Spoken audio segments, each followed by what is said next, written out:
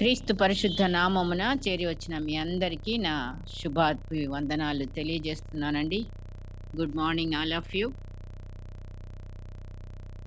ఈ సమయము మరి దేవుని యొక్క వాక్యము ప్రకటన గ్రంథము 17వ అధ్యాయము 14వ వచనాన్ని చదువుతున్నానండి.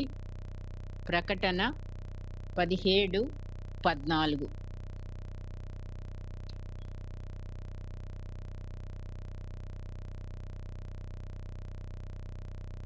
వీరు గొర్రెపిల్లతో యుద్ధము చేతురు, కానీ గొర్రెపిల్ల ప్రభువులకు ప్రభువును రాజులకు రాజునై ఉన్నందునను తనతో కూడా ఉండిన వారు పిలువబడిన వారై ఏర్పరచబడిన వారై నమ్మకమైన వారై ఉన్నందునను ఆయన ఆ రాజులను జయించును.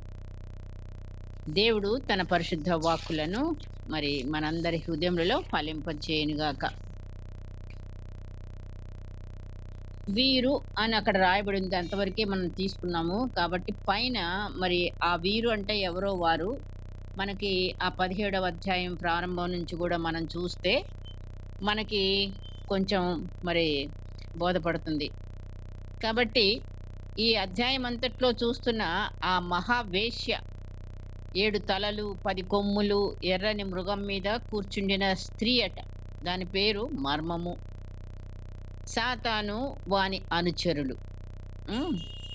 క్లుప్తంగా ఈ యొక్క అంతిమ యుద్ధము ఎవరితో చేయబోతున్నారు? గొర్రెపిల్లతో. ఇక అయిపోయింది టైం అన్నమాట. సో గొర్రెపిల్లతో యుద్ధం చేసి గెలవగలరా? వాళ్ళకి తెలుసు గెలవలేమని, కానీ యుద్ధం మాత్రం చెయ్యాలి.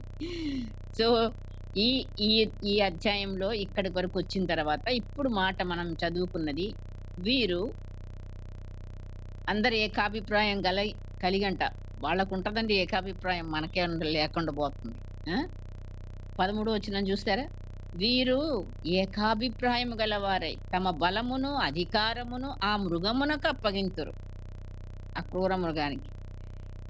వీరు గొర్రెపిల్లతో యుద్ధము చేతురు, కానీ గొర్రెపిల్ల ప్రభువులకు ప్రభువును రాజులకు రాజునై ఉన్నందునను.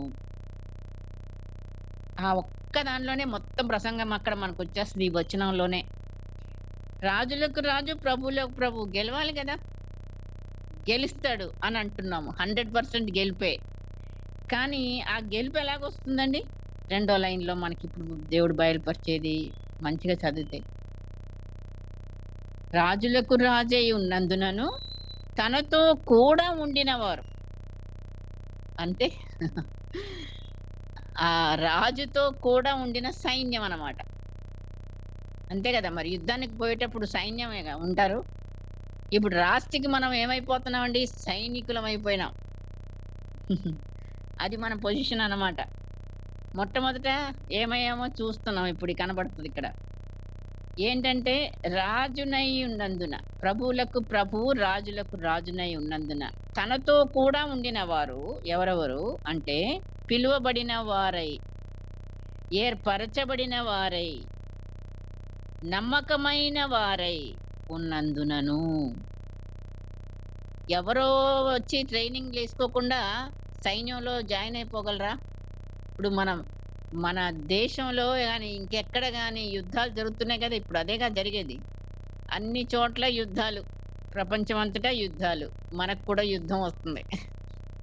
ఇప్పుడు మనమందరం కూడా ఏంటి? సైనికురాండ్రం. వీళ్ళకి ఏం కావాలండి? ఇక్కడ సైన్యంలో చేరాలంటే నంబర్ 1 పిలువబడిన వారై, నంబర్ 2 ఏర్పరచబడిన వారై, నంబర్ 3 నమ్మకమైన వారై ఉన్నందునను ఆయన ఆ రాజులను జయించును. చాలా ఆశ్చర్యంగా ఉంది కదా. అంటే మనం లేకపోతే జయించలేడు అన్నట్ట అర్థం. అంతేగా, మరి మనం ఎంత అవసరం మరి దేవుడికి. ఎవరైనా ఒక్కడే రాజు యుద్ధం చేస్తాడా చెప్పండి? ఎక్కడ కూడా ఒక్కడే 1% నో. ఆయనకి ఎంత బలగం ఉండాలి, ఎంత సైన్యం ఉండాలి, ఆ సైన్యంలో ఎంత నిపుణులై ఉండాలి. నిజంగా దావీదు గారి యొక్క మరి సైన్యంలో చూస్తే ఆయనకు 31 మందో ఎంతమందో ఆ బాడీ వాళ్ళ సైనికుల్లో ప్రాముఖ్యులని పేర్లు గూడా రాయబడతాయి. ఆ గ్రూప్ ఆఫ్ అంటే టాలెంటెడ్ పీపుల్ యుద్ధంలో వాళ్ళు ఒక్కొక్కళ్ళు ఎలాంటి యుద్ధాలు చేశారు, ఎంతమందిని చంపారు, ఎలాంటి పరిస్థితుల్లో అని వాళ్ళ గురించి కూడా మనకి డిస్క్రిప్షన్ ఉంటది. నిజంగా మరి అట్లాంటి వాళ్ళని తెచ్చి పెట్టుకొని సైన్యంలో ఉంచితేనే దావీదు గారికి జయం. దావీదు ఒక్కడే పోయి జయం జయిస్తున్నాడా? మరి బ్యాచ్ అంతా గూడా ఎంత మరి అలర్ట్‌గుండి ఎన్ని నైపుణ్యాలతో ఉంటేనో ఆ యుద్ధం జయంకి వస్తదని. నిజంగా చదువుతుంటే మరి ఆహా! దేవుడు జయిస్తాడు. మన దేవుడి పక్షంన మనం ఉన్నామా? అంతే చాలనుకుంటాం. ఊరికనే ఉండడం గాదు మరి. మనం ఏం చేయాలి? యుద్ధం జేయాలి. మనం ఎవరై ఉండాలి? పిలువబడిన వారమై ఉండాలి. ఏర్పరచబడిన వారమై ఉండాలి. ప్లస్ నమ్మకమైన వారమై ఉండాలి. అలా ఉన్నందున రా ఆ యొక్క రాజులను ఆయన జయించును అని వ్రాయబడింది. ఇప్పుడు మనము మన అంశము పిలువబడిన వారు, ఏర్పరచబడిన వారు, నమ్మకమైన వారు. మనం ఏ స్టేజ్‌లో ఉన్నామని ఇప్పుడు మనం ఆల్రెడీ పిలువబడ్డాం గదా! ఆ ఒక్కసారి పిలువబడిన వారి గురించి మనం కొంచెం ధ్యానించాలి. అందరి గురించి గూడా. ఇప్పుడు ఈ 3 కేటగరీస్ ఆ! మరి ఒక్కొక్కళ్ళని గురించి మనం ధ్యానించడానికి ఆల్రెడీ ఐ థింక్ ఒక్కళ్ళనే మనం పిలువబడిన వారిని గూర్చి మాత్రమే ఈ రోజున మరి చూద్దాము. మరి ఎందుకంటే టైం గూడా అయిపోతుంది ఆల్రెడీ. కాబట్టి మనం సెకండ్ పాయింట్‌కెళ్ళక ముందే మరి ఇదైనా మనం ముగించుకుందాం. సో, పిలువబడిన వారు ఎవరి చేత పిలువబడిన వారు? దేవుని చేత పిలువబడిన వారు. ఎవరండి ఈ యొక్క టాలెంటెడ్ పీపుల్ అంటే? వాళ్ళు పిలువబడ్డారు. దేవుడు చెప్తున్నాడు పిలువబడిన వారెవరు అని. ఇక్కడ మనం ఎవరు అని ప్రశ్న పెట్టుకుందాం. ఎవరయ్యా వాళ్ళు అంటే చెప్తున్నాడు యేసయ్య, నేను పాపులను పిలువవచ్చి తిని, కానీ నీతిమంతులను పిలువ రాలేదు అంటున్నాడండి. అంటే పాపులతో యుద్ధం చేస్తాడా? పాపులను ఏం చేసి చేస్తాడో చూద్దాం మరి. అదన్నమాట. పాపులే అందరూ గూడా లోకమంతా గూడా ఆయన రక్షించడానికి ఈ లోకానికొచ్చి నశించుతున్న మనల్ని, పాపంలో ఉన్న మనల్ని ఉట్టిగా లేము. చచ్చిన వారమై ఉన్న మనల్నండి. అక్కడ రాయబడి ఉంటది గదా! మాట. పాపములో చచ్చిన వారమైన మనల్ని ఆయన లేవనెత్తి, బ్రతికించి, రక్తమిచ్చి బ్రతికించి. ఇప్పుడు ఎవరికైనా మరి ఆపరేషన్స్ చేయబడ్డాలో, లేకపోతే ఐసీయూలో ఉన్న వాళ్ళకో డాక్టర్స్ కొన్ని అనౌన్స్‌మెంట్స్ ఇస్తారు. ఫలానా గ్రూప్ బ్లడ్ అవసరమండి. ఆ బ్లడ్ ఇస్తేనే గాని బతుకుద్ది పేషెంట్ లేపోతే లేదని చెప్తారు. అవును.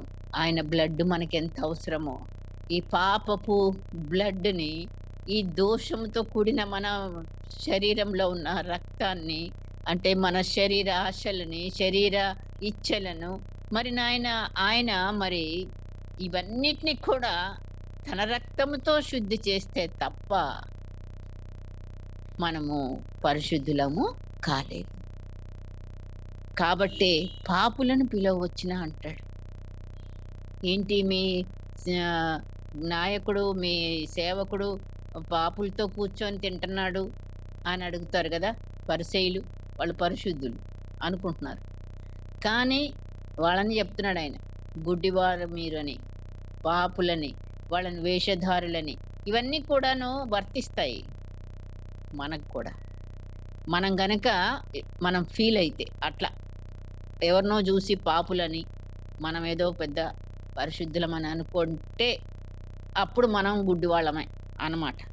కాబట్టి ఎంత మరి అణకువగా, ఎంత మరి తగ్గింపుతో ఆయనకి ఏ ఏ గుణాలు, ఏ ఏ లక్షణాలు మరి వచ్చాడో ఈ లోకానికి అవన్నీ కూడాను ఆ సైన్యంలో చేరిన వాళ్ళకి ఇవన్నీ ఉండాలి. కాబట్టి ఆయన మొదటిగా నేను పాపులను పిలువవచ్చిన రోగులకే వైద్యుడు, మరి ఆరోగ్యవంతులకు వైద్యుడు అక్కర్లేదు అని చెప్పుతాడు. అట్లాగే ఇప్పుడు గూడాను ఆయన మరి పిలువ వచ్చిన వాళ్ళల్లో నంబర్ 1లో ఉన్నది ఎవరు? పాపులు. పౌలు గారు గూడా ఎన్నో సార్లు, ఎన్నో సంఘాలు కట్టి, కట్టి, కట్టి ఎంతో సేవ చేసి కూడా ఆఖరికేమంటాడండి? నేను పాపులలో ప్రధాన పాపిని. అసలందరిలో ప్రధాన పాపిని అని చెప్పుకోవడం ఎంత మరి ఆయన తగ్గింపో మనం ఆశ్చర్యపోతాం. నిజంగా అట్లాంటి వాడిని దేవుడెలా పిలిచాడు? నడి రోడ్డు మీద, మిట్ట మధ్యాహ్నం ఆ! గుర్రం మీద ఎళుతున్నాడు. ఎవరిని చంపడానికి, ఎవరిని ఖైదీలో వేయడానికి వెళ్తున్నాడు. అప్పుడొచ్చింది ఆయనకి పిలుపు. నిజంగా ఒక్కొక్కళ్ళని ఒక్కొక్క చోట దేవుడు పిలుచుకుంటాడంటే చాలా మరి ఆయన మరి గుంపులోగా కాదు, లోకమంతటి కొరకు ఆయన చనిపోయినాడు. కానీ వ్యక్తిగతంగా ఒక్కొక్కరి కొరకు ఆయన వేసిన ప్రణాళిక ఉంది. ఒక్కొక్కరి కొరకు ఎంతగా ఆయన ప్రేమించాడో ఉంది. ఒక్కొక్కరి కొరకు ఆయన శ్రద్ధ ఉంది. ఆ! ఆయన అన్ని విషయాల్లో నిన్ను ఎలా కాపాడుతున్నాడో, నన్ను ఎలా కాపాడుతున్నాడో ఒక్కొక్కళ్ళని మనం అనుకుంటే నిజంగా మరి మనల్ని ఆ పాపము యొక్క మరి మరణ అంధకారంలో మనం ఉన్నప్పుడే ఆయన మనల్ని ప్రేమించాడు, పిలుస్తున్నాడు, పిలువ వచ్చాడు అంటున్నాడు. మత్తయి సువార్త 9:13 మాట. ఎందుకు పిలిచి? రక్షించుటకు. ఎందుకు పిలిచి? పరిశుద్ధులుగా తీర్చుటకు. ఎందుకు పిలిచి? మనల్ని పరలోకానికి చేర్చుటకు.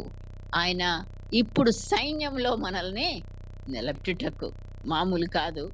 మరి అట్లాగా మరి దేవుడు మరి ఆయన పిలుపుని మనకి చూపిస్తున్నాడు. తర్వాత పాపులు అన్నాము.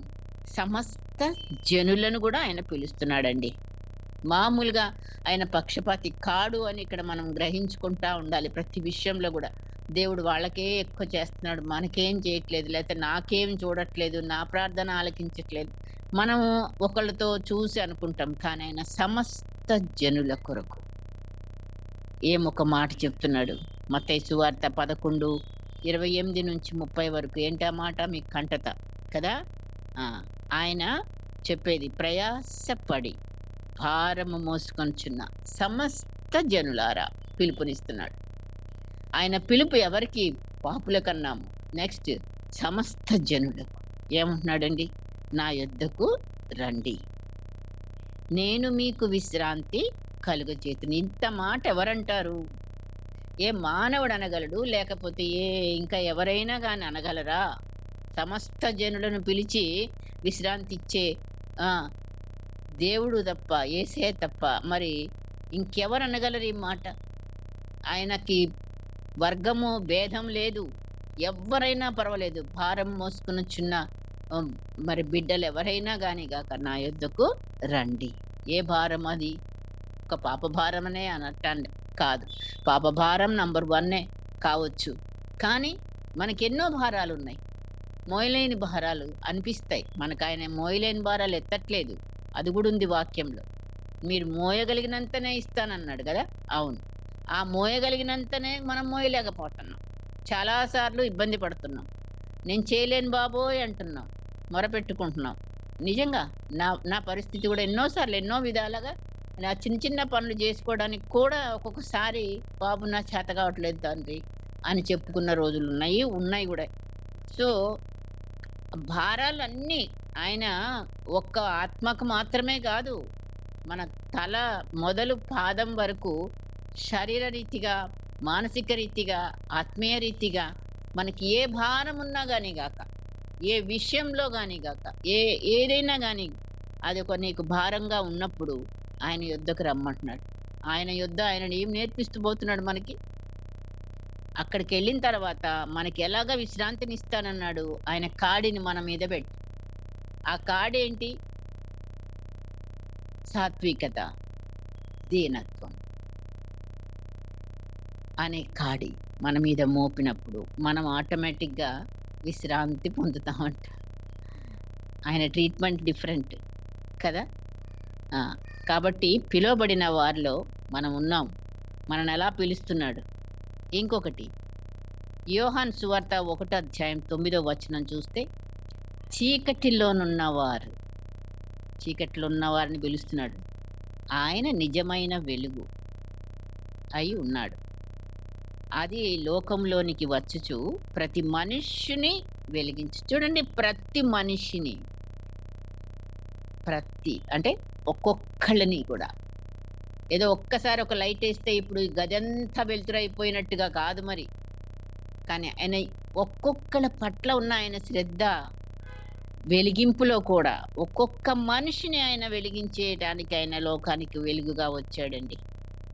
అంటున్నాడు, నేను వెలుగై ఉన్నాను, మీరును వెలుగై ఉండుడని పిలుపునిచ్చి ఏం చేయమంటున్నాడు? మనుష్యులు మీ సత్క్రియలను చూచి పరలోకమందున్న మీ తండ్రిని మహిమపరుచునట్లు వారి ఎదుట మీ వెలుగు ప్రకాశింపనీయుడు. ఆయన దగ్గరికి వెళ్తే మనకు వెలుగే. ఆ వెలుగు సత్క్రియల ద్వారా మనము ఇతరులకు చూపించినప్పుడంట తండ్రి మహిమపరచబడతాడు. ఇతరులకు ఆ వెలుగు ప్రకాశింపబడుతుంది. నెక్స్ట్ ఇంకా ఎవరిని పిలుస్తున్నాడు అంటే, దప్పిగొనిన వారికి, ఆకలిగొనిన వారికి. 2 రకాల దప్పికలు ఉన్నాయి, 2 రకాల ఆకలులు ఉన్నాయండి. రకరకాల కోరికల ఆకలిలు, ఓకే, ప్లస్ ఫిజికల్గా మనకు ఆకలి. దప్పిక కూడా సేమ్. సమరయ స్త్రీని జ్ఞాపకం చేసుకుంటే నిజంగా మరి ఆమెకి దప్పిక ఫిజికల్ దప్పిక కోసమే వెళ్ళింది నీళ్లు తోడుకోవడానికి. కానీ ఆమెలో ఉన్న ఆత్మీయ దప్పికని కూడా చూశాడు. ఆమె విశ్వాసం ద్వారా బయటకు కక్కింది ఆ మాట. సో అట్లాగే నీకు నాకు కూడా దప్పిక గొనిన వారలారా, వారికి పిలుపునిస్తున్నాడు. ఆయనే నీళ్లు, తానే నీళ్లు, నేను ఇచ్చే నీళ్లు జీవజలము అని ఆయన ఆ స్త్రీకి ఎలా చెప్పాడో అందరికీ అదే మాట. సో ఆకలి గొనిన వారికి ఆహారము తానే. సర్వజనులకు ఇస్తున్న ఈ పిలుపు మరి ఎక్కడుంది? యెషయా గ్రంథము చూడండి, ఆయన అందరికి ఇస్తున్నాడండి పిలుపు. మామూలుగా ఒక్కొక్కరికి, ఎవరో భక్తి పరులకి, లేకపోతే బాగా విధేయులైన వాళ్ళకి, అవునా? కాదు, అందరికీ ముందైతే పిలుపు ఉన్నది. మరి ఆ పిలుపుని మనం విని మనం గనక మనము స్పందిస్తే, ఆకలితో ఉన్న వాళ్ళం అక్కడికి వెళితే 55 యెషయా 1వ వచనం, దప్పిగొనిన వారలారా నీళ్ల యొద్దకు రండి, రూకలు లేని వారలారా మీరు వచ్చి కొని భోజనం చేయండి. రండి, రూకలు లేకపోయినను ఏమి ఇయ్యకయే ద్రాక్షారసము పాలను కొనుడి. ఆహారము కాని దాని కొరకు మీరేలా రూకలిచ్చెదరు? సంతుష్టి కలుగ చేయని దాని కొరకు మీ కష్టార్జితమును ఎందుకు వ్యయపరచుదురు? నా మాట జాగ్రత్తగా ఆలకించి మంచి పదార్థము భుజించుడి. మీ ప్రాణము సారమైన దాని యందు సుఖింపనీయుడి. దేవుడు కూడా కోరుకుంటున్నాడు సుఖమే, మన సుఖమే. మనం సుఖంగా ఉండాలని, తన బిడ్డలు సుఖంగా ఉండాలని ఒక తండ్రి కోరుకోవడం, తల్లి కోరుకోవడం సహజం కదండి. అవును, మన పిల్లలు ఎప్పుడు కష్టపడకూడదు. నేనంటే ఏదో కష్టపడుతున్నా. ఈవెన్ ఇళ్ళల్లో పని చేసుకునే అమ్మాయిలు ఉంటారు, పని హెల్పర్స్. వాళ్ళు కూడా ఇంగ్లీష్ మీడియంలో తమ బిడ్డల్ని చదివించడానికి రాత్రింబవళ్ళు ఎన్నో గృహాల్లో పనిచేస్తూ కష్టపడతారు. ఎందుకు? వాళ్ళ బిడ్డలు నాలాగా కష్టపడి బతకకూడదు, వాళ్ళు ఉన్నత స్థితిలో ఉండాలి. మన తండ్రి కూడా ఎంత ప్రేమ గలవాడు చూడండి. నా దగ్గరికి రండి, పిలుపునిస్తున్నాడు. ఎందుకు మీరు కష్టార్జితం అంతా వ్యర్థమైన వాటికి పెట్టుకుంటారు, సారం లేని వాటి కొరకు పెట్టుకుంటారు? సారమైన దానిని భుజించండి, సుఖంగా ఉండండి అనే మాట ఇక్కడ రాయబడింది. మరి మన ప్రాణాలు సారమైన దాని యందు సుఖింపనీయటానికి మన తండ్రి పిలుపును ఇస్తున్నాడండి. ఎవరికి? అందరికీ, తప్పిగొనిన వారందరికీ. మరి అలాగా మరి మనము ఆ పిలుపుని ప్రతి ఒక్కరికి కూడా ఆ పిలుపు ఉన్నది అని మాత్రం మనము గ్రహించుకోవాలా. పిలిచినవాడు, ఆ మాటలు మనం చూస్తే ఆయన ఏం చెప్తున్నాడంటే, జీవాహారమును నేనే, నా యొద్దకు వచ్చువాడు ఏమాత్రమును ఆకలి కొనడు, నా యందు విశ్వాసముంచువాడు ఎప్పుడునూ దప్పి కొనడు. యోహాను సువార్త 6వ అధ్యాయం అంతా కూడా చూస్తాం ఆ మాటలు. 35, 51, 55 ఈ ఈ యొక్క అధ్యాయంలో. హ్మ్. మరి పరలోకం నుండి ఆయన దిగి వచ్చిండు జీవాహారముగా మనకి అన్నాడు గదా! మరి మోషే ద్వారా మరి ఆకాశం నుండి మన్నా కురిపించాడు దేవుడు. తిని చచ్చిపోయారు జనాలు. చచ్చిపోయారా లేదా? తిన్న తర్వాత చచ్చిపోయారు గానీ, నేనిచ్చు ఈ ఆహారము నన్ను తిను ప్రతివాడు ఏమంటే నిత్యము జీవించును.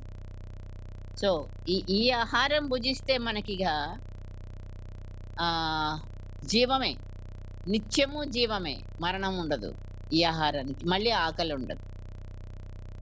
ఆ నీళ్లు త్రాగి ప్రతివాడు ఈ నీళ్లు మనము తాగే రోజు నీళ్లు తాగే ప్రతివాడు దప్పిగొనును గాని నేనిచ్చు నీళ్లు అదే జీవజలము త్రాగువాడు ఎప్పుడునూ దప్పిగొనడు అని సమరయ స్త్రీతో దేవుడు యేసయ్య మాట్లాడాడు. జీవజలము అంటే సాదృశ్యంగా అది ఆత్మయే. 7వ అధ్యాయంలో మనం చూస్తాం. యోహాను సువార్త 7:37, 39లో ఈ మాట. అంటే ఆత్మయే జీవజలం అనే మాట మనం కూడా చదువుకుంటాం. రైట్. ఇంకొక మాట, గొర్రెలు పోవు ద్వారమును నేనే. యోహాను సువార్త 10:8లో. ఆ 10వ అధ్యాయం అంతా కూడా మరి ఆయన కాపరిగా, మంచి కాపరిగా, మామూలు కాపరి, నా ముందు వచ్చిన వాళ్ళందరూ దొంగలు, దోచుకొని వారు అని కూడా చెప్తాడు. అయితే ఆయన మాత్రం తన ప్రాణాన్ని పెట్టిన కాపరిగా మరి ఆయన మనకి ఉన్నాడు. ఆయన అక్కడ రాయబడింది 10వ అధ్యాయం 3వ వచనంలో మరి ఒక మాట. అతడు తన సొంత గొర్రెలను పేరు పెట్టి పిలిచి ఇక్కడ పిలుపునే మనం చూస్తున్నాం. పిలుస్తున్నాడు, పేరు పెట్టి పిలుస్తున్నాడు. ఒక్కొక్క గొర్రెకు ఒక పేరుంది. పేరు పెట్టి పిలిచి వాటిని వెలుపలికి నడిపించును. అవి వెలుపలికి ఆటికి ముందుగా ఆయన నడుస్తున్నాను అన్నాడు. ఆయన ఎక్కడికి వెళ్తే అక్కడికి అవి వెంబడిస్తాయంట. చూడండి, నా గొర్రెలు నా స్వరము విని లోబడతాయి. విని పిలుపుని తెలుసుకుంటాయి. ఇటు పక్కకి రావాలి, అటు పక్కకి వెళ్ళాలి, ఎక్కడికి వెళ్ళాలి, పిలుస్తున్నప్పుడు పలకాలి. సో అలాగా నా గొర్రెలు నా స్వరం వినును, నేను వాటిని ఎరుగుదును, అవి నన్ను వెంబడించును, నేను వాటికి నిత్య జీవమునిచ్చుచున్నాను. 10వ అధ్యాయము యోహాను సువార్త 27, 28 వచనాలు. అప్పుడు మనం ఆ మందలో ఉన్నప్పుడే, ఆయన దొడ్డిలో మనం ఉన్నప్పుడే మనకి కాపుదల, పోషణ, నిత్య జీవము. మరి ఆ పిలుపుకు మనం లోబడితేనే మరి ఆహార సమృద్ధి, నిత్య జీవం, కాపుద ఇవన్నీ కూడాను మనకి అందుబాటులోకి వస్తాయి. లేకపోతే ఇంకంతే, అన్యులంగానే జీవించాల్సింది. మరి యొక్క పిలుపు, యేసుక్రీస్తుకు దాసులుగా ఉండుటకు పిలువబడ్డాం. ఎందుకండి మనం పిలువబడ్డది ఆయనకి దాసులుగా. ఈ మాటలు రోమా పత్రిక 1వ అధ్యాయము అక్కడ 1 నుంచి 7 వచనాల వరకు కూడా అంతా ఒకటే వచనంలాగా కనబడుతుంది మనకి. రోమీయులకు వ్రాసిన పత్రిక 1వ అధ్యాయం. యేసుక్రీస్తు దాసుడును అపోస్తలుడుగా ఉండుటకు పిలువబడిన వాడును, దేవుని సువార్త నిమిత్తము ప్రత్యేకింపబడిన వాడును అయిన పౌలు రోమాలో ఉన్న దేవుని ప్రియులందరికీ, అనగా పరిశుద్ధులుగా ఉండుటకు పిలువబడిన వారికి శుభమని చెప్పి వ్రాయినది. సో ఇక్కడ మనము 3 విషయాలు చూస్తున్నాం. దాసుడుగా ఉన్నాడు, అపోస్తలుడుగా అయ్యాడు, శిష్యుడు అన్నమాట. పరిశుద్ధులుగా ఉండడానికి మరి మనమందరం కూడా పిలువబడ్డాం. ఆయనకి దాసులం, అపోస్తలులం, పరిశుద్ధులం. ఇంకొక మాట కూడా ఉంది అదే వచనంలో, 7వ చివరికి రండి కొద్దిగా, 7వ వచనంలో అక్కడ ఉంటుంది ఆ మాట. యేసుక్రీస్తు వారము అనే మాట మనం చూస్తాం. లాస్ట్ లైన్ 7వ వచనము 1 to 7 కదా, ఒకటే వర్డ్. లాస్ట్, మీరును వారిలో ఉన్నవారై యేసుక్రీస్తు వారుగా ఉండుటకు పిలువబడి ఉన్నారు. మనం ఎవరి వారము? యేసుక్రీస్తు వారము. ఎంత గొప్ప ఆహ్, ధైర్యమండి. ఆ మాట అనిపించుకుంటే మనం ఎవరి వారము? యేసుక్రీస్తు వారమని ఉండుటకు మనం పిలువబడ్డాం. నెక్స్ట్ స్వతంత్రులుగా ఉండుటకు పిలువబడ్డాం. గలతీ పత్రిక 5వ అధ్యాయము. గలతీ పత్రిక 5వ అధ్యాయము 13వ వచనం. 5:13. సహోదరులారా, మీరు స్వతంత్రులుగా ఉండుటకు పిలువబడితిరి.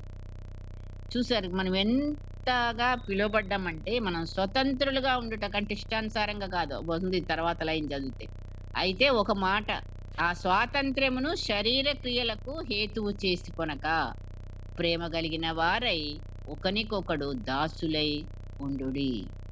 ధర్మశాస్త్రం ఏం చెప్తుంది? నిన్ను వలె నీ పొరుగువానిని ప్రేమించుము అని ఒక్క మాటలో సంపూర్తి అయినది గనక ఒకరినొకరు భక్షించుకొనకుండా ఆ మాటలు మరి మీరు ఒకరికొకడు బొత్తిగా నశించిపోదురేమో చూసుకొనుడి. అట్లా కొట్లాడే బిడ్డలంగా గాకుండా, స్వతంత్రం ఉంది గదా అని ఇష్టానుసారంగా మనకి ఏదైతే అది చెయ్యడానికని గాదు. కొన్ని చెయ్యగలము, కొన్ని చెయ్యలేనివి ఉన్నాయని అక్కడ మళ్ళీ వాక్యాలు మనకి కనబడుతుంటాయి. స్వతంత్రం అంటే బంధకాల్లో నుంచి ఏ యొక్క బంధకాలు మనం బంధించబడి ఉన్నామో, కొన్ని బంధకాలు శరీర రీతిగా, ఆ బంధకాల నుంచి. తర్వాత పాపం. ఈ యొక్క కట్లు మనం ఏవైతే కట్ల చేత బంధించబడి బయటికి రాలేక ఆ! ఉన్నామో అవన్నిటి నుంచి మనకి ఫ్రీడమ్ ఆయన ఇచ్చేదనమాట. స్వతంత్రంగా ఉండడానికి మనల్ని ఆయన పిలిచి స్వతంత్రులుగా చేస్తున్నాడు. ఒక్కొక్క పిలుపునిచ్చి ఆ యొక్క పిలుపు యొక్క మరి ఎందుకు పిలిచాడో మరి ఆ రీతిగా ఆయన మనల్ని తయారు చేస్తున్నాడండి. స్వతంత్రంగా ఉండడానికి మనల్ని పిలిచాడు. ఇంకొకటి దేవునికి తగినట్టుగా నడుచుకొనవలెనని పిలువబడినాం. ఎవరికి తగినట్టుగా? మనం చాలా సార్లు మనుషులకు తగినట్టుగా నడుచుకుంటుంటాం. అబ్బో! ఈ వ్యక్తికి ఇదంటే ఇష్టం, ఈ వ్యక్తికి అదంటే అని మనం మనుషుల్ని ఎక్కువ చూస్తాం. మనుషులకి కావలసినట్టు మనం విరుగుతుంటాం కదా! అనేక సార్లు వాళ్ళ ఇష్టాలది మరి ఏం చేద్దాం అని కొంత కాంప్రమైజ్ అయ్యి మనుషులకు తగినట్టుగా నడుచుకోవడానికి ప్రయత్నం చేస్తాం. కాదు, దేవునికి తగినట్టు ఉండమంటున్నాడు. దెసలోనిక పత్రిక, మొదటి పత్రిక 2వ అధ్యాయము 13వ వచనం.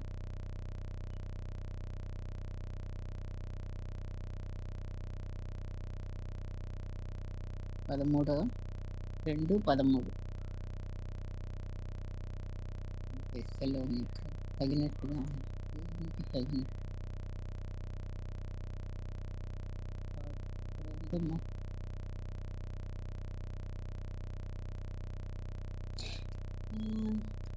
ఇది 13.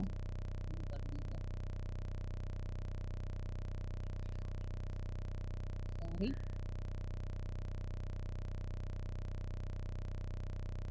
తప్పు రాసుకున్నాను. మొదటి దెసలోనిక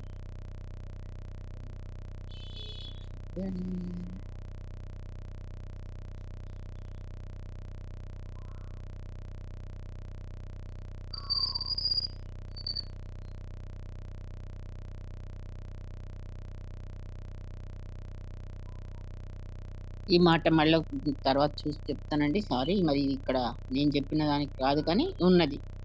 దేవునికి తగినట్టుగా మనము నడుచుకోవాలి అని పౌలు గారు మనల్ని హెచ్చరిస్తున్నాడు. దేవునికి తగినట్టుగా అంటే తన రాజ్యమునకు మహిమకు మనల్ని ఆయన పిలుచుకున్న దేవుడు. తన రాజ్యమునకు మహిమకు మనల్ని పిలిచిన వాడు.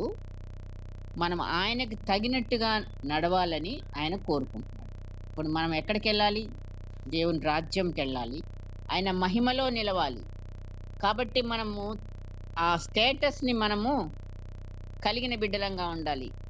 దేవునికి తగినట్టు నడుచుకుంటా.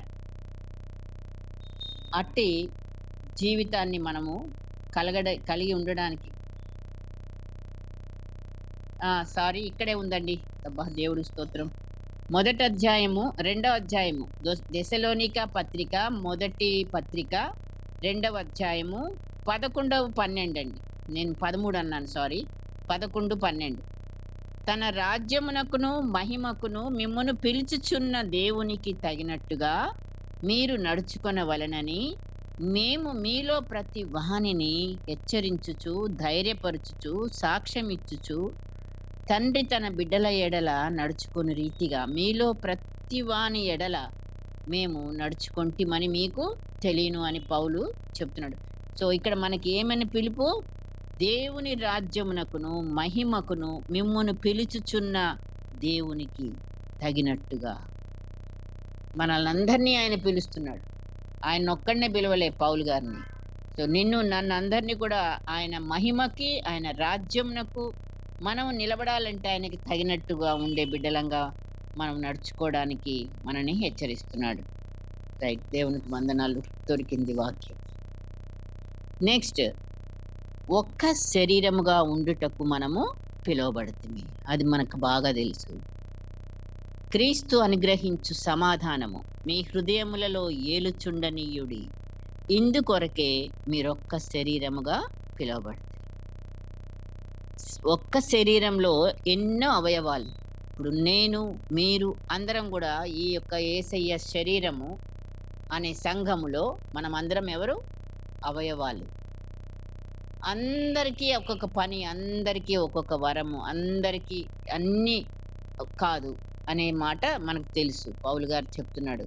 కనుకనే మరి ఈ శరీరములో మనం ఒక్క శరీరంగా ఉండుటకు మనం పిలువబడితే, నువ్వు వేరు నేను వేరు కాదు. శరీరంలో ఆయన ఎగ్జాంపుల్స్ అన్ని చెప్తాడు. మన తల మొదలు అరిపాదం వరకు ప్రతి అవయవం కూడా శరీరంలో ఉందే. మరి అందరం కూడా మనల్ని పోల్చి చెప్తాడు అనమాట. ఆ రీతిగా నువ్వు నేను ప్రేమ కలిగి అన్నిటికీ ప్రేమను యాడ్ చేసి చెప్తా ఉంటే మరి మనం అట్టి రీతిగా మరి దేవుని యొక్క పిలుపుని కలిగిన బిడ్డలంగా మరి ప్రేమలో ఉన్నామా? ఇంకా పేతురు గారు చెప్తున్నాడండి, మొదటి పేతురు 2:9 ఆయన తన గుణాతిశయములను ప్రచురము చేయు నిమిత్తము చీకటిలో నుండి ఆశ్చర్యకరమైన తన వెలుగులోనికి మనలను పిలిచెను. మనం చీకటిలోనే ఉన్నాం, ఆయన వెలుగు కలుగును గాక అంటేనే వెలుగైంది. అట్లాగే మనం చీకటి బ్రతుకుల్లో ఉన్నాము. ఆ టైంలో మరి దేవుడు మన యొక్క పిలుపుని మన వినేలాగా, ఆయన ఎందుకైతే వెలుగులోకి వచ్చామంటే ఆయన గుణాతిశయములను మనం ప్రచురము చేయడానికి, ఆయన ప్రేమను వెల్లడి చేయడానికి. ఆయన ప్రేమలో ఉన్న క్వాలిటీస్ ఎన్ని ఉన్నాయో మనకు తెలుసు. 15 క్వాలిటీస్ ఉన్నాయి. ప్రేమ దీర్ఘకాలం సహించును, దయ చూపించును, మత్సరపడదు, డంబంగా ఉప్పొంగదు, అమర్యాదగా నడుచుకున్నది. ఇలాగా మరి మనం చెప్పుకుంటూ 15 ఈ లక్షణాలన్నీ కూడా మనము ఇతరులకు ప్రచురం చేయడానికి మనము పిలువబడ్డాం. కాబట్టి ఒక్కొక్క పిలుపులో ఒక్కొక్క పని మనకు కనబడుతుంది. ఇలా మనల్ని షార్పన్ చేస్తున్నాడు ఆత్మీయంగా. తర్వాత ఇంకొకటి, ఆశీర్వాదమునకు వారసులవుటకు మీరు పిలువబడితిరి అని కూడా పేతురు మొదటి పత్రికలోనే 3:9 ఉంది మాట. ఆశీర్వాదమునకు వారసులవుటకు మీరు పిలువబడితిరి. దేవుడు ఊరికనే పిలవలేదు, మనల్ని ఆశీర్వదించడానికి. మనం ఆశీర్వదించబడింది దేనికి? రెండో లైన్ చదివితే, గనుక కీడుకు ప్రతి కీడైనను దూషణకు ప్రతి దూషణైనను చేయక దీవించుడి. మనం దీవించబడేది ఇతరులను దీవించడానికి. మనకు మట్టిగే ఆ దీవెనలు పెట్టుకోవడానికి కాదు, కానీ ఇతరులను కూడా మనము దీవించడానికి మనం ఆయన పిలుపుని అందుకున్నాం. తర్వాత, మిమ్మును పిలిచిన వాడు పరిశుద్ధుడై ఉన్న ప్రకారము మీరును సమస్త ప్రవర్తన యందు పరిశుద్ధులై ఉండుడి. మొదటి పేతురులోనే మొదటి అధ్యాయంలోనే ఆ మాటలు మనము చూస్తామండి. కాబట్టి మనల్ని పిలిచిన వాడు నమ్మదగిన వాడు, పరిశుద్ధుడు. మనం అట్లా ఉండాలి. మన సమస్త ప్రవర్తన యందు కూడా మనం పరిశుద్ధులమై ఉండాలన్నదే ఆయన కోరుకుంది. కాబట్టి మనం అట్టి పిలుపులో మనం ఉన్నాము. సమస్త ప్రవర్తన అంటే ఇంకా మరి ఈ ఏమని చెప్తాం మనం? అన్ని విషయాలలో మనము మరి పరిశుద్ధులంగా ఉండాలి. 14వ వచనం, మొదటి అధ్యాయం, పేతురు రాసిన మొదటి పత్రిక మొదటి అధ్యాయం 14 నుంచి చదివితే, నేను పరిశుద్ధుడనై ఉన్నాను గనుక మీరును పరిశుద్ధుడై ఉండుడని వ్రాయబడి ఉన్నది. కాగా మీరు విధేయులైన పిల్లలు పూర్వపు అజ్ఞాన దశలో మీ ఆశలు కాకుండా 16 చివరి భాగం, మిమ్మును పిలిచిన వాడు పరిశుద్ధుడై ఉన్న ప్రకారం మీరును సమస్త ప్రవర్తన యందు పరిశుద్ధులై ఉండుడి. అట్టి పరిశుద్ధతగా మనం జీవిస్తూ ఆయనను మహిమపరిచే బిడ్డలంగా. నెక్స్ట్ మళ్ళీ ప్రకటనకు వస్తే, ప్రకటన 3వ అధ్యాయం 20వ వచనం, నులివెచ్చని స్థితిలో ఉన్న సంఘానికి పిలుపు, ప్రతిరోజు ఇస్తున్న పిలుపు. ఇదిగో నేను తలుపు నొద్ద నిలుచుండి తట్టుచున్నాను, ఎవడైనను నా స్వరము విని. స్వరం వినటం అంటే ఏంటండి? స్వరం వినటం అంటే పిలుపుని వినటం కదా. తలుపు తడుతున్నానే అంటున్నాడు కదా, పిలవట్లేదు కదా అని అనొద్దు. అక్కడ స్వరమును విని అని అన్నాడు. కాబట్టి స్వరము అంటే పిలిచే ఆ స్వరాన్ని మనం విని తలుపు తీసినప్పుడు అతను మన యొద్దకు వచ్చి మనతో భోజనం చేసే దేవుడుగా మనకున్నాడు. మత్తయి సువార్త 4:19-20 శిష్యులందరినీ కూడా యేసయ్య ఎలా చేశాడండి? పిలిచాడు. ఒక్కొక్కళ్ళని పిలిచాడు. మనుషులను పట్టు జాలరులుగా నేను మిమ్మల్ని చేస్తాను అని పిలుచుకున్నాడు. అలాగే చేశాడు కూడా. సో మనము ఏ పిలుపులో ఉన్నామో, ఏ పరిస్థితిలో ఉంటే నిన్ను పిలిచాడు, ఏ పరిస్థితిలో ఉంటే నన్ను పిలిచాడు, మరి మనం ఏ చీకట్లో ఉంటే పిలిచాడు, ఏ రకంగా ఏ బంధకాల్లో ఉంటే పిలిచాడు. మనం ఎన్నో రకాలుగా మన పరిస్థితులు ఉన్నాయి. ఆ రకాలన్నిట్లో కూడా ఉన్న బిడ్డలందరినీ కూడా అక్కడి నుంచే పిలుపు ఆయన ఇస్తున్నాడు. నిజంగా మరి ఆ పిలుపుకి నమ్మదగిన వారంగా మనం ఉండి ఆయన చెప్పిన రీతిగా ఆయన చేతిలో మలచబడినప్పుడు మనం పిలువబడిన వారం అయితే. సో పిలువబడిన వారు ఆయనతో ఉంటారు, ఎప్పటికీ ఉంటారు, ఎక్కడికి పోరు. కాబట్టి మనం ఆయన సైన్యంలో ఒకళ్ళంగా ఉండాలంటే నంబర్ 1 పిలువబడిన వారి లిస్టులో మనం ఉన్నాము. అందుకు దేవునికి వందనాలు. సో నెక్స్ట్ మనము ఏర్పరచబడిన వారు, తర్వాత నమ్మకమైన వారిని గురించి కూడా ధ్యానించుకోవడానికి ప్రభు సమయం ఇచ్చినప్పుడు ప్రార్థన చేసుకుందాం. పరిశుద్ధుడైన తండ్రి, మా కాపరివైన తండ్రి, ప్రాణం పెట్టిన దేవ, వెలుగయ్యున్న దేవ, అయ్యా మమ్మల్ని ప్రేమించుచున్న దేవుడు, నీ కృపలో ఈరోజు నన్ను మమ్మలను నువ్వు పిలిచిన పిలుపుని జ్ఞాపకం చేస్తున్న దేవుడు. అయ్యా మేము ఏ స్థితిలో ఉన్నా ఆ స్థితిలో నుంచి నువ్వు మమ్మల్ని లేపావు, పిలిచావు. నీకు మేము నమ్మకమైన బిడలంగా జీవించుటకు, నీ సైన్యంలో ఒకరముగా ఉండుటకు, నీకు విజయాన్ని, ఆ రాజులను జయించే, ఆ సాతానును జయించే మరి ఆ యొక్క క్రియలో మేము కూడా ప్రభువా నిలబడటానికి, నీ తట్టున ఉండడానికి మాకు ఇచ్చిన యోగ్యతను బట్టి నీకు వందనాలు, స్తోత్రాలు చెల్లిస్తాం. నీ ఆత్మ చేత ఈ దినమంతయు మేము చేసిన ప్రతి పనిలో మాకు నీ నడిపింపును అనుగ్రహించి, నీ జయమును అనుగ్రహించినందుకై వందనాలు, స్తోత్రాలు చెల్లిస్తాం. మమ్మల్ని మేము నీకు సమర్పించు. యేసు నామమున అడిగి వేడుకొంచున్నాం తండ్రి. ఆమేన్.